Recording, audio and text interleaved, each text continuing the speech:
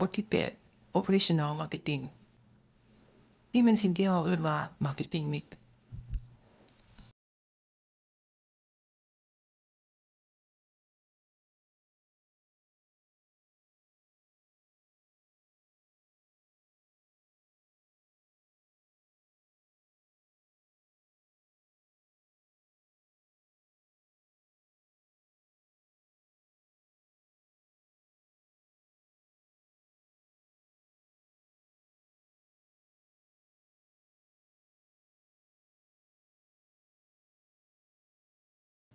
เจ้าควรเริ่มต้นด้วยการแต้มแบบดั้งเดิมฟูที่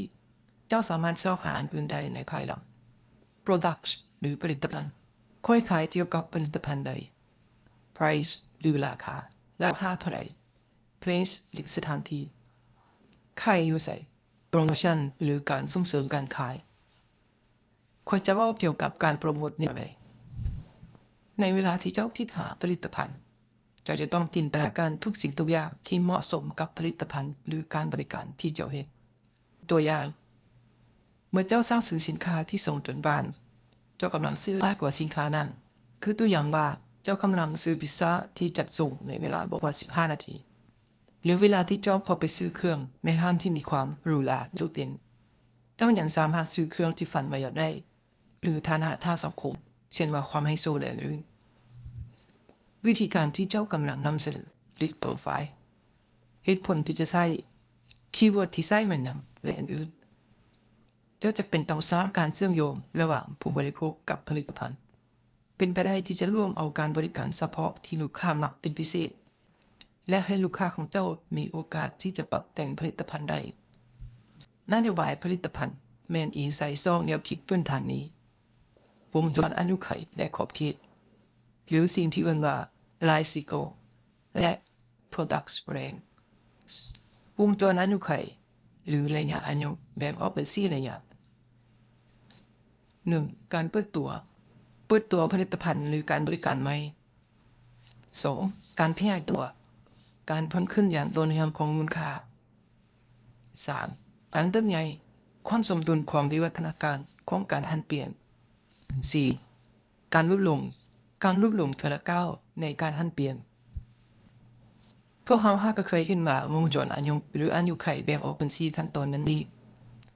ระยะเวลาของแต่ละขั้นตอนเหล่านี้ขึ้นอยู่กับประเภทสินค้าหรือการบริการที่นำไปสู่ตลาดและโดยเฉพาะแม่นการเคลื่อนไหวของตลาดและความไวของการสร้างมีความก้าวหน้าของการผลิตสร้างของตลาดหลายเท่าใดวงจรอายุไขของผลิตภัณฑ์ก็สั้นลงเท่านั้นเพื่อเผชิญหน้ากับการแข่งขันและความต้องการที่เข้ามาเปลี่ยนแปลงความต้องการของลูกค้าบริษัทต้องพัฒนาผลิตภัณฑ์ของตัวเองหรือผลิตซ้ำนอกเหนือจากแนวคิดของอายุสินค้านี้วงจรอายุสินค้ายังมีผลกระทบต่อการตัดสินใจที่ผู้ประกอบการต้องเฮ็ดตัวอย่างการลงทุนในการโฆษณา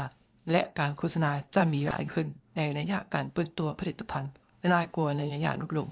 ตัวอย่างของแบรนด์ Birkenstock ยังนำถึงย่อเยื้อเป็นเวลาดนานในด้านมิเสียบของสินค้านี้แบรนด์ได้กลายเป็นสิ่งที่ต้องมีที่มีชื่อเสียงว่ามีคุณภาพนี้และทนทานเบียร์ได้กลายเป็นเครื่องประดับแฟชั่นแบรนด์นี้มีอายุตั้งแต่ปี 1774 แต่มันได้ใช้เวลา1ศตวรรษสำหรับบริษัทที่จะเปิดตัวในปี 1896 โดยรูปแบบเกิบที่มีรูปทรงแบบเอกลักษณ์ที่มีชื่อเสียงในครึ่งศตวรรษต่อมาในปี 1963 สมาชิกอีกคนหนึ่งในบริษัทได้ออกแบบเกิบรุ่นตะบิดของเราโดยเป็นพื้นของเกิบรุ่น Marit ยังท่าอยู่ในปัจจุบันเบียได้กลายเป็นรูปแบบฮิปปี้ซึ่งเป็นสัญลักษณ์ของการพัฒนาในปี 1910 นักออกแบบเจนพอลกวดเบียและพาโกราบนีได้พากันแห่ขบวนของพระเจ้าโดยเกิบ Birkenstock ที่มียอดขายกว่า30ล้านตัวโลกในราคา 151,000 ยูโร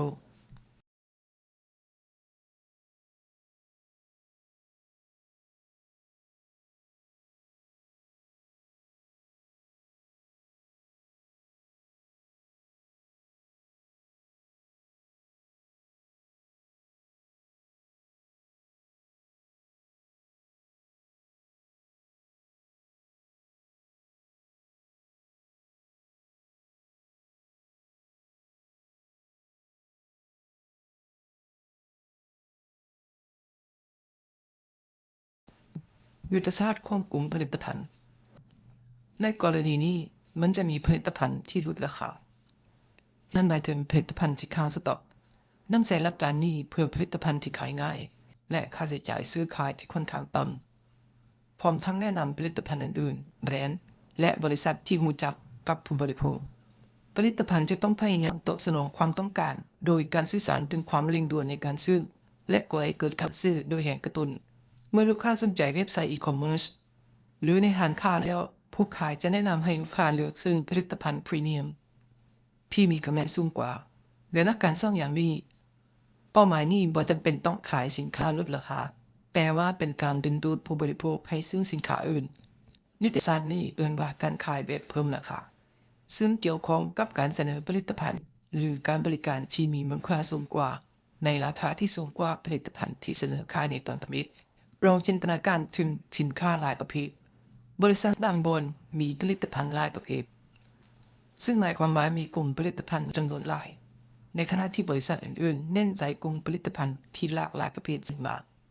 ขนาดตัวเลือกและราคาที่แตกต่างกันบริษัทควรเลือกขอบเขตที่กว้างหรือแคบขึ้นอยู่กับตลาดกำลังมีการซื้อและยุทธศาสตร์ตัวอย่างของแบรนด์ Dior มาเบิ่งตัวอย่างนำกันของแบรนด์ Dior มีสินค้าสำหรับผู้ชายและผู้หญิงสำหรับผู้ชาย Dior ขายครีมบำรุงผิวฟูงแขนนวดน้ำหอมและโลชั่นหลังแผ่นนวดและอื่นสิ่งที่เฮ็ดให้ผลิตภัณฑ์หลากหลายคือจำนวนล้นของผลิตภัณฑ์ยกตัวอย่างโฟมแขนนวดอาจมีกลิ่นที่แตกต่างสูตรหรือขนาดกระป๋องที่แตกต่างกันย้อนนั้นจึงต้องมีผลิตภัณฑ์หลายอย่างบริษัทที่มีผลิตภัณฑ์หลายสามารถเข้าถึงลูกค้าได้หลายขึ้นสามารถตอบสนองผลิตภัณฑ์ให้กับทุกคนได้และข้อดีอีกอย่างหนึ่งก็คือความเสี่ยงที่น้อยลงถ้าหากว่าผลิตภัณฑ์หนึ่งขายบ่ออกบริษัทก็ยังสามารถใส่ผลิตภัณฑ์อื่นเพื่อสร้างรายได้ได้บริษัทบางบอนมักกลุ่มผลิตภัณฑ์ที่มีขอบเขตจำกัดพอช่วยให้เขาเจ้าเข้าใจลูกค้าได้ดีขึ้นบริษัทสามารถเน้นใส่คุณภาพความเชี่ยวชาญและราคาพรีเมียมลองจินตนาการแบรนด์ Luxury ที่ขายผลิตภัณฑ์ระดับสูงจำนวนน้อยบริษัทพวกนี้รู้ว่าลูกค้าของเจ้าแม่นไผหรือกลุ่มใดและสามารถตั้งราคาที่สูงกว่าได้อย่าลืมปกป้องผลิตภัณฑ์ของเจ้าเช่นมาลิขสิทธิ์การจดทะเบียนการออกแบบหรือมาตรฐานทางด้านกฎหมายขึ้นอยู่กับกฎหมายของแต่ละประเทศที่เจ้าดำเนินการถ้าหากว่าผลิตภัณฑ์ของเจ้าถูกยกเลียนแบบยุทธศาสตร์การตลาดทั้งหมดของเจ้าอาจเกิดความล้มเหลวได้ให้รู้ว่าผลิตภัณฑ์ที่ก๊อปปี้สินค้าหรือมีถูกบ่จำเป็นต้องเป็นสินค้าลอกเลียนแบบแต่เป็นสินค้าที่ได้รับแรงบันดาลใจจากสินค้าที่ประสบผลสำเร็จอย่างไรก็ตามความสับสนอาจเกิดขึ้นได้เนื่องจากการทดแทนสินค้าเก่าโดยสินค้าลอกเลียนแบบมักเกิดขึ้นด้วยความตั้งใจผลิตภัณฑ์มีถูกมักเกิดขึ้นโดยผู้ขายรายย่อยที่สังเกตเห็นความสำเร็จของผลิตภัณฑ์ที่ตัวเองขายจากนั้นจึงแทนที่โดยผลิตภัณฑ์ภายใต้แบรนด์ของตัวเองซึ่งได้รับแรงบันดาลใจอย่างหลายจากผลิตภัณฑ์ของซัพพลายเออร์การตั้งราคาในตลาดดิจิทัลราคาแม่นองค์ประกอบพื้นฐานที่2ของยุทธศาสตร์ของเจ้าโดยการวิเคราะห์หาข้อมูลที่ลึกซึ้งของคู่แข่งตอนนี้เจ้ารู้แล้วว่าจะกำหนดราคาแนวใดต่อไปแม่นหน้าที่ของเจ้าที่จะคิดค้นสร้างยุทธศาสตร์การกำหนดราคาก่อนที่จะศึกษาราคาใดก็ตามมันเป็นสิ่งสำคัญในการกำหนดโครงสร้างราคาของผลิตภัณฑ์เจ้าแนวความคืบหน้าของบัญชีซึ่งมีรวมเอาทุกสิ่งทุกอย่างในการซื้อผลิตภัณฑ์ของเจ้า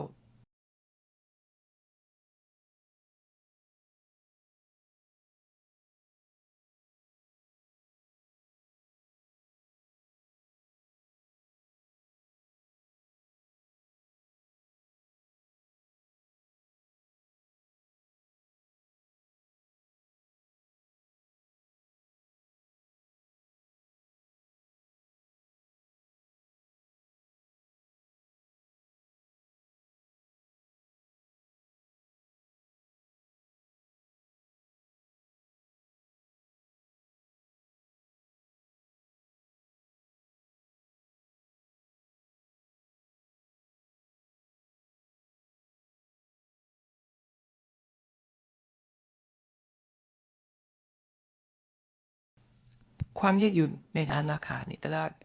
กฎทั่วไปของความยืดหยุ่นด้านราคา โดยทั่วไปแล้วการเพิ่มราคาจะนำไปสู่ความต้องการที่ลดลงเนื่องจากว่าผู้บริโภคเต็มใจหรือความสามารถในการจ่ายเงินในจำนวนที่สูงขึ้นสำหรับผลิตภัณฑ์หรือการบริการนั้นน้อยลงในทางกลับกันการลดราคาจะกระตุ้นให้มีความต้องการเพิ่มขึ้นซึ่งเป็นกฎเกณฑ์ที่เอิ้นว่าความต้องการที่มีความยืดหยุ่นต่อราคาโดยที่ความต้องการมีความเกี่ยวข้องอย่างใกล้ชิดกับการเปลี่ยนแปลงของราคาเฮ็ดให้ราคามีการเปลี่ยนแปลงขึ้นหลายในด้านเดียวกันการสนองที่เสนอราคาต่ำไปสู่ราคาที่ลดลงและในขณะที่การสนองลดลงมักจะส่งผลให้ราคาสูงขึ้นมี3ยุทธศาสตร์ต้นตัวหรือนโยบายการกำหนดราคาซึ่งประกอบด้วยการจัดตำแหน่งของตัวเองในการพัวพันกับคู่แข่งการกำหนดราคาสตรีมมิ่งประกอบด้วยการกำหนดราคาที่สูงส่วนหลายมักกำหนดราคาสูงกว่าคู่แข่งเพื่อเข้าถึงกลุ่มลูกค้าเฉพาะที่มีกำลังซื้อสูงยุทธศาสตร์การสร้างความแตกต่างยุทธศาสตร์การสร้างความแตกต่างนี้ช่วยให้ธุรกิจสามารถเป้าหมายไปที่อัตรากำไรที่สูงในขณะที่ดึงดูดลูกค้าที่มีความทันมีผลิตภัณฑ์ที่มีมูลค่าสูงเขากำลังบอกถึงผลิตภัณฑ์และการบริการที่มีมูลค่าสูงหรือพรีเมียมข้อดีอีกอย่างหนึ่งของการกำหนดราคาแบบสตรีมมิ่งคือช่วยให้บริษัทต่างๆสามารถกำหนดตลาดส่งออกได้เนื่องจากมีโครงสร้างการกำหนดราคารองรับไว้ยุทธศาสตร์นี้จะคงอยู่ได้โดนบ่ขอควรระวังยุทธศาสตร์นี้ได้เฉพาะในกรณีที่ราคาสูงมีเหตุผลที่รองรับนั้นนี้นวัตกรรมทางเทคโนโลยีชื่อเสียงและเครดิตของแบรนด์คุณภาพที่เหนือกว่าหรือมีคุณสมบัติที่เป็นเอกลักษณ์สิ่งเหล่านี้อาจจะต้องมีการลงทุนเป็นจำนวนหลายนโยบายการเข้าถึงและการกำหนดการเจาะตลาดยุทธศาสตร์การกำหนดราคาแบบเจาะกลุ่มเกี่ยวข้องกับการตั้งราคาที่ค่อนข้างต่ำเพื่อดึงดูดลูกค้าที่มีกำลังซื้อจำนวนหลายตั้งแต่การเปิดตัวผลิตภัณฑ์หรือบริการอาจรวมถึงการเสนอของขวัญเป็นผลิตภัณฑ์ฟรีให้แก่ลูกค้ายุทธศาสตร์ที่มีความเสี่ยงแต่มีผลลัพธ์ที่ดีเป้าหมายคือการยึดส่วนแบ่งของตลาดให้ได้หลายที่สุดแนวไหนก็ตามนี่เป็นยุทธศาสตร์ที่ใช้ได้ไวและมีความเสี่ยงโดยเฉพาะถ้ามันใช้รูปแบบในการแข่งขันกับราคาอาจส่งผลให้อัตรากำไรลดลงและความสามารถในการเฮ็ดกำไรลดลงจะได้รับผลดีได้แนวใดเพื่อให้ประสบผลสำเร็จการกำหนดราคาการเจาะตลาดต้องได้รับการวางแผนมาอย่างดีและได้รับการสนับสนุนจากการลงทุนที่ดีในด้านการตลาดและประสิทธิภาพในการดำเนินงานถ้าหากปริมาณการขายบ่ขยายตัวไว้พอยุทธศาสตร์ดังกล่าวอาจจะนำไปสู่ความล้มเหลวได้ยุทธศาสตร์การไปสู่การขาดทุนหรือ loss leader strategy ยุทธศาสตร์นี้เกี่ยวข้องกับยุทธศาสตร์แบบขาดทุนโดยการขายผลิตภัณฑ์ที่ต่ำหลายเพื่อดึงดูดลูกค้าและกระตุ้นให้เกิดการซื้อในตัวหน้าตัวอย่างคือพิมพ์เตอร์ยอดขายของจัมพิมพ์เตอร์เครื่องพิมพ์เอกสารราคาที่ใช้ดึงดูดลูกค้าแม่นต่ำหลายแต่ผู้ผลิตจะไปเอากำไรนำราคาของน้ำมันที่ขายในราคาที่แพงนโยบายราคาในตลาดนโยบายการปรับราคานโยบายการปรับราคาเกี่ยวข้องกับการตั้งราคาที่ใกล้เคียงกับสินค้าของคู่แข่งยุทธศาสตร์นี้อำนวยความสะดวกในการเข้าสู่ตลาดที่มีการแข่งขันโดยบ่ก่อให้เกิดสงครามราคานโยบายการกำหนดราคาที่แตกต่างกันจังจะสามารถใช้นโยบายการกำหนดราคาที่แตกต่างกันได้โดยที่ผลิตภัณฑ์เดียวกันจะเสนอราคาที่แตกต่างกันตามปัจจัยต่างๆ 1. กลุ่มของลูกค้ากำหนดราคาที่เหมาะสมสำหรับกลุ่มเป้าหมายที่แตกต่างกัน 2. จุดการซื้อราคาอาจแตกต่างกันไปขึ้นอยู่กับสถานที่ซื้อเช่นว่าห้างค้าในเมืองเทียบกับห้างค้าในเขตชนบท 3. ช่องทางในการจัดจำหน่ายแพลตฟอร์มออนไลน์ห้างค้าจริงหรือการขายโดยตรงอาจมีราคาที่แตกต่างกัน 4. สภาพการทางด้านเศรษฐกิจการปรับเปลี่ยนในช่วงที่เศรษฐกิจตกต่ำหรือกำลังฟื้นตัว 5. เวลาที่ใช้ในการซื้อการเปลี่ยนแปลงของราคาในส่วนของการโปรโมทการขายส่วนลดหรืออีเวนต์ลดราคา 6. ข้อจำกัดหรือโอกาสของบริษัทตัวอย่างได้แก่การเปลี่ยนแปลงของต้นทุนของสินค้าเกี่ยวกับยุทธศาสตร์การสร้างความแตกต่างยุทธศาสตร์นี้อาจรวมถึงการสร้างกลุ่มผลิตภัณฑ์ที่มีความหลากหลายเพื่อเป็นการพิสูจน์ความแตกต่างของราคาตัวอย่าง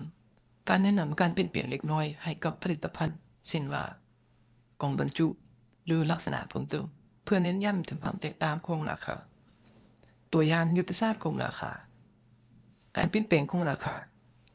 ตัวอย่างสายการบินราคาประหยัดขายปีออนไลน์โดยปีต้นวิทย์จะขายในราคาที่ถูกที่สุดและปีใบสุดท้ายที่ขายมักจะมีราคาแพงกว่าราคาของผลิตภัณฑ์แบบมีทางเลือกตัวอย่างการขายทัวร์ไปเที่ยวออนไลน์พร้อมด้วยประกันภัยการเดินทางการตั้งราคาทางด้านจิตศาสตร์ตัวอย่างผลิตภัณฑ์หรือการบริการที่ขายในราคา $99.99 เฮ็ดให้รู้สึกว่าเป็นราคาที่ถูกราคาผลิตภัณฑ์เสริมตัวอย่างเสนอการสมัครสมาชิกระดับต่างๆระดับที่1การสมัครสมาชิกฟรีระดับที่2การสมัครสมาชิกระดับ$10ระดับที่3การสมัครสมาชิกระดับ$49.99 ในระยะ10ปียุทธศาสตร์การจัดจำหน่ายยุทธศาสตร์การจัดจำหน่ายคือวิธีการหรือแผนที่มุ่งหวังที่จะเฮ็ดให้ผลิตภัณฑ์หรือการบริการพร้อมจำหน่ายให้กับลูกค้าเป้าหมายผ่านช่องทางการจัดจำหน่ายให้กับลูกค้าเป้าหมายโดยกงที่บริษัทเป็นเจ้าของหรือโดยการใช้ประโยชน์จากช่องทางการจัดจำหน่ายของบริษัทเฉพาะช่องทางการจัดจำหน่ายใน B2C ใน B2C โดยทั่วไปแล้วจะมี5ช่องทางที่จะขายผลิตภัณฑ์ของเจ้าประเภทของช่องทางการจัดจำหน่ายจากภาพนี้เราจะสังเกตเห็นว่าช่องทางการจัดจำหน่ายที่แตกต่างกันตัวอย่างด้านซ้ายมันช่องทางโดยกงตัวอย่างที่2จากด้านซ้ายมันช่องทางสั้นและอีก3ช่องทางยาวช่องทางโดยกงข้อดีหลักๆมีอย่างไรความสัมพันธ์โดยกงกับลูกค้าช่วยให้ได้รับข้อมูลตอบรับที่มีค่าเกี่ยวกับความต้องการและความคาดหวังของลูกค้าช่วยให้ปรับเปลี่ยนผลิตภัณฑ์ได้อย่างว่องไวอัตรากำไรที่สูงขึ้นเมื่อบ่มีคนกลางบริษัทต่างๆจะได้รับกำไรจากการขายแต่ละเทื่อหลายขึ้นก็เสียคือการจัดการสินค้าที่บ่เป็นระเบียบรวมถึงการขนส่งธุรกิจต่างๆต้องจัดการสินค้าการขายและการจัดส่งซึ่งอาจส่งผลต่อกระแสเงินสด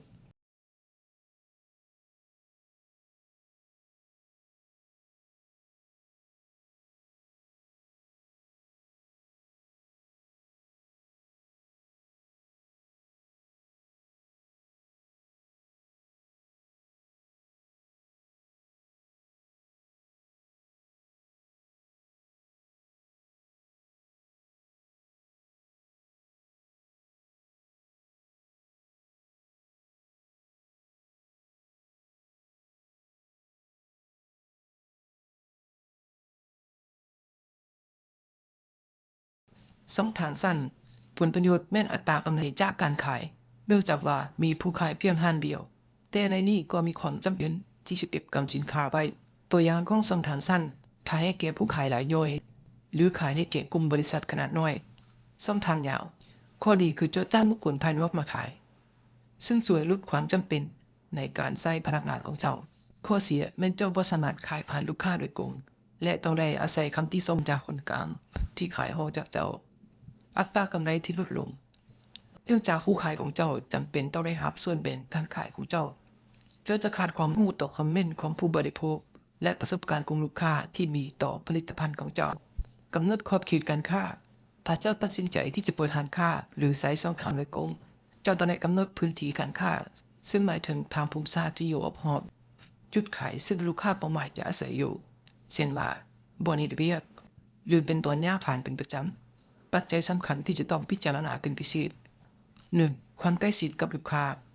กวดสอบให้แน่ใจว่าตำแหน่งห้านจะสะดวกต่อกลุ่มเป้าหมายของเจ้าบ่ 2. พฤติกรรมการซื้อของลูกค้าวิเคราะห์การเคลื่อนไหวของลูกค้าภายในพื้นที่ 3. ความพร้อมของกำลังพนักงานกวดสอบว่ามีคนงานที่มีทักษะอยู่ในบริเวณใกล้เคียงหรือบ่ 4. กิจการหรือธุรกิจที่น่าสนใจเบิ่งหาสถานที่ท่องเที่ยวหรือธุรกิจที่ใกล้เคียงที่ดึงดูดผู้คนจำนวนหลาย 5. การพัฒนาในอนาคตวิเคราะห์แนวโน้มการเติบโตของพื้นที่ในอนาคตในตลาด B2B โดยทั่วไปแล้วช่องทางที่จะขายผลิตภัณฑ์ของเจ้ามีอยู่2ประเภท 1. การขายโดยตรงกับบริษัทใช้ตัวแทนขายหรือขายผ่านออนไลน์ 2. การขายผ่านตัวกลางเช่นผู้ขายยกซื้อหรือตัวแทนนายหน้าหรือบริษัทการขายโดยเฉพาะ 3. ช่องทางเสริมหรือช่องทางลับผ่านอินเทอร์เน็ตนอกเหนือจากช่องทางการจัดจำหน่ายแบบเก่าสำหรับบางธุรกิจอินเทอร์เน็ตเป็นช่องทางเพิ่มเติมที่ปรับปรุงให้ดีขึ้นหรือเปลี่ยนช่องทางเก่าของพวกเขา 4. ธุรกิจแฟรนไชส์หรือการขายส่งเช่นว่าคาเฟ่ Amazon ซีนุก ลอตเตอรี่ KFC McDonald's และอื่นช่องทางเหล่านี้สามารถสร้างความหลากหลายในการเข้าถึงของบริษัทได้พร้อมทั้งยังรักษาการสร้างแบรนด์และคุณภาพ5การเขียนบล็อกและการตลาดเนื้อหาเสริมความพยายามในการขายด้วยบล็อกหรือรูปแบบเนื้อหาอื่นเพื่อแสดงความเชี่ยวชาญของบริษัทและสร้างความเข้าใจแนวโน้มของการตลาดให้ดีขึ้นสิ่งเหล่านี้สร้างความไว้วางใจและสามารถวางตำแหน่งทางธุรกิจให้เป็นผู้นำทางด้านแนวคิดได้การใช้ประโยชน์จากช่องทางเหล่านี้อย่างมีประสิทธิภาพช่วยให้ธุรกิจต่างๆสามารถเข้าถึงและมีผลกำไรในตลาด B2B ได้ในบทเรียน e-commerce นี้เราจะได้เรียนรู้การนำใช้ Shopify เพื่อสร้างงานออนไลน์เชี่ยวชาญแพลตฟอร์ม Shopify เพื่อตั้งค่าและการจัดการร้านค้า e-commerce ของเจ้าการสร้างตั้งการบริการแบบโลจิสติกและวิธีการนำใช้บริการ Dropshipping เรียนรู้วิธีการสร้างการบริการโลจิสติกและการนำใช้ Dropshipping ให้มีประสิทธิภาพเสนอวิธีการชำระเงินที่ปลอดภัยใช้การชำระที่ปลอดภัยและเชื่อถือได้ต่อลูกค้าของเจ้าเพิ่มคุณภาพสินค้าและเพิ่มอัตราการเปลี่ยนเทคนิคการเพิ่มมูลค่าคำสั่งเฉลี่ยและเพิ่มประสิทธิภาพอัตราการเปลี่ยนแปลงการกดโซกบนตลาดและสร้างความเข้าใจข้อดีและข้อเสียต่างๆเรียนรู้วิธีการกดโซกตลาดประเมินข้อดีและข้อเสียกลยุทธ์ของ e-commerce และการปกป้องข้อมูลเรียนรู้ข้อมูลสำนึกของกลยุทธ์ e-commerce และข้อบังคับในการคุ้มครองข้อมูล ITPD PIPL และอื่นๆบทเรียนนี้จะช่วยให้เจ้ามีทักษะและความรู้เพื่อดำเนินธุรกิจ e-commerce ให้ประสบผลสำเร็จและรับประกันต่อความพอใจของลูกค้าก่อนที่จะเปิดตัวการโฆษณาสื่อสารสิ่งสำคัญแม่น 1. เข้าใจภาพลักษณ์ของบริษัทที่ถูกต้องข้อมูลเชิงลึกที่รวบรวมในระหว่างขั้นตอนการวิเคราะห์นี้แต่ช่วยปรับแต่งแคมเปญของเจ้าอย่างมีประสิทธิภาพ 2. รับรู้สิ่งที่ขายผลิตภัณฑ์บ่แม่นเพียงแต่เกี่ยวกับผลิตภัณฑ์หรือการบริการเท่านั้นแต่ยังรวมถึงภาพลักษณ์ของแบรนด์ที่เกี่ยวข้องกับผลิตภัณฑ์หรือการบริการนั้นและมูลค่าที่ถูกที่มอบให้แก่ผู้บริโภคด้วย 3. สำรวจเทคนิคการโปรโมทเพิ่มเติมในขณะที่เจ้าสามารถศึกษายุทธศาสตร์การตลาดดิจิทัลในภาคส่วนอื่นๆนี่เป็นภาพรวมของเทคนิคการโปรโมทการขายที่สำคัญเพื่อผสมผสานเข้ากับแผนการตลาดของเจ้าขั้นตอนเหล่านี้จะช่วยรับประกันความพยายามโปรโมทการขายของเจ้าให้สอดคล้องกับเป้าหมายและสอดคล้องกับตัวตนและจุดประสงค์ของแบรนด์เจ้าต้องแยกแยะให้ออกระหว่าง notoriety เป็นที่รู้จักและ reputation ความมีชื่อเสียง 1. ความมีชื่อเสียงอยู่การเป็นที่รู้จักหมายถึงระดับการรับรู้หรือการรับรู้ของแบรนด์ผลิตภัณฑ์หรือบุคคลที่มีต่อกับชุมชนหรือกลุ่มเป้าหมายมันบ่ได้หมายถึงการตัดสินใจคุณภาพหรือการรับรู้ใดๆแต่มันเกี่ยวข้องกับการเป็นที่รู้จักเท่านั้นตัวอย่างผลิตภัณฑ์ที่ผู้คนได้ยินมาว่ามีชื่อเสียงในแง่นี้หรือแนวโน้มก็ตามคือดีการบำเพ็ญและการได้รับกระแส 2. การรับรู้และการมีชื่อเสียงหมายถึงการรับรู้ถึงแบรนด์ผลิตภัณฑ์หรือบุคคลในทางบวกหรือทางลบซึ่งเสียงสร้างขึ้นมาจากความไว้วางใจบ่ว่าจะเป็นด้านคุณภาพหรือการส่งมอบคุณค่าที่สม่ำเสมอและสามารถส่งผลดีหลายอย่างต่อกับความเท่าเทียมและการตัดสินใจของลูกค้าตัวอย่างบริษัทเป็นที่รู้จักดีว่ามีการบริการที่ดีชื่อเสียงในทางบวกเทียบกับบริษัทที่โด่งดังในเรื่องการปฏิบัติต่องานที่บ่ดีซึ่งเสียงในด้านลบเทียบดีน่าเชื่อถือและการเชื่อมโยงด้านความรู้สึกกับผู้เบิ่งโดยการเข้าใจและการจัดการกับแนวคิดทั้งสองข้อนี้เจ้าสามารถมั่นใจได้ว่ายุทธศาสตร์การตลาดและการสื่อสารของเจ้าบ่เพียงแต่เพิ่มการรับรู้ชื่อเสียงเท่านั้นแต่ยังสามารถส่งเสริมการรับรู้ชื่อเสียงในทางบวกอีกด้วยแบรนด์ Umbrella ความหมายและข้อดี 1. แนวคิดของแบรนด์ Umbrella บริษัทเป็นส่วนหนึ่งของกลุ่มที่มีการรับรู้แบรนด์ที่คุณภาพดีแบรนด์ Umbrella หมายถึงชื่อแบรนด์เดียวที่ใช้กับผลิตภัณฑ์หลายอย่างพร้อมกัน 2. การใช้ประโยชน์จากคุณค่าของแบรนด์การใช้แบรนด์ Umbrella ช่วยให้ผลิตภัณฑ์ Umbrella ทั้งหมดได้รับประโยชน์จากชื่อเสียงและภาพลักษณ์ด้านบวกของแบรนด์ 3. ประสิทธิภาพด้านต้นทุนความสม่ำเสมอของแบรนด์ Umbrella อาจลดค่าใช้จ่ายในการโฆษณาและการสื่อสารได้โดยรวมเอาภาพลักษณ์ของแบรนด์ที่ผู้บริโภคเจอ 4. การใช้เฉพาะบางกลุ่มการสร้างแบรนด์ Umbrella เป็นที่นิยมหลายในอุตสาหกรรมอาหารโดยซื้อแบรนด์เดียวหรือห้องหับสายผลิตภัณฑ์ต่างๆการสร้างแบรนด์ออนไลน์ใส่ประโยชน์จากคุณภาพและชื่อเสียงที่เป็นที่ยอมรับได้อย่างมีประสิทธิภาพโดยขยายชื่อเสียงไปหาผลิตภัณฑ์ต่างๆหลายอย่างในขณะที่เพิ่มประสิทธิภาพต้นทุนการตลาดและการดำเนินงาน Share of Voice หรือ SOE แนวคิดของ Share of Voice หรือ SOE เป็นตัวบ่งบอกประสิทธิภาพหลักของ TPI ที่แบรนด์ใช้เพื่อประเมินผลได้รับและการเข้าถึงแคมเปญโฆษณาและการสื่อสารที่ประสงค์ประเมินการตนเห็น Share of Voice วัดผลการวิวหรือการตนเห็นของแบรนด์เมื่อเทียบกับแบรนด์อื่นทั้งหมดในอุตสาหกรรมเดียวกันช่วยให้เข้าใจว่าแบรนด์มีความโดดเด่นเพียงใดในพื้นที่การสื่อสารหรือการโฆษณากับคู่แข่งความสำคัญ 1. การเปรียบเทียบกับคู่แข่ง SOV ช่วยให้แบรนด์ต่างๆประเมินความโดดเด่นในการโฆษณา 2. Market Share Relation ความสัมพันธ์ด้านการเสียตลาด SOV ที่สูงขึ้นมักสัมพันธ์กับส่วนแบ่งตลาดที่เพิ่มขึ้นที่ได้เป็นตัววัดผลที่สำคัญสำหรับบริษัทที่เน้นการเติบโต 3. การปรับปรุงยุทธศาสตร์การวิเคราะห์ SOE ช่วยให้แบรนด์ต่างๆตัดสินใจได้ว่าจำเป็นต้องเพิ่มการลงทุนเพื่อเอาชนะคู่แข่งหรือปรับยุทธศาสตร์การสื่อสารหรือบ่ SOE เป็นตัวชี้วัดผลที่สำคัญในการตัดสินใจด้านยุทธศาสตร์ช่วยให้แบรนด์ต่างๆจัดสรรงบประมาณการตลาดได้อย่างมีประสิทธิภาพเพื่อรักษาหรือเพิ่มตำแหน่งการขายเทคนิคที่1การสื่อสารของบริษัทจุดประสงค์เพื่อสร้างภาพลักษณ์ให้แก่บริษัทโดยแสดงคุณค่าและพันธกิจของตนเพื่อส่งเสริมภาพลักษณ์ของบริษัทภายในบรรดาพนักงานผู้ถือหุ้นและอื่นๆและภายนอกสินค้าบริษัทต่างๆลูกค้าและหน่วยงานรัฐวิธีการและเครื่องมือต่างๆเช่นการใช้สื่อแบบเดิมโบรชัวร์การนำเสนอวิดีโอเว็บไซต์ของบริษัทป้ายโฆษณาช่องทางที่ทันสมัยแพลตฟอร์มมีเดียเว็บบล็อกเว็บนาการสื่อสารการสนับสนุนและกิจกรรมการสนับสนุนต่างๆด้านกุศลงานแสดงสินค้าการจัดกิจกรรมเป้าหมายเน้นเพื่อโฆษณาสร้างความน่าเชื่อถือปรับปรุงภาพลักษณ์ของบริษัทและพัฒนาการของสินค้า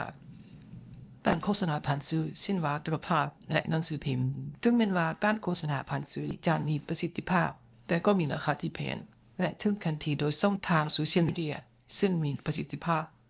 ด้านต้นทุนที่ต่ำและสามารถดึงดูดได้หลายกว่าเทคนิคที่2เทคนิคการสื่อสารเฉพาะตามเป้าหมายที่วางไว้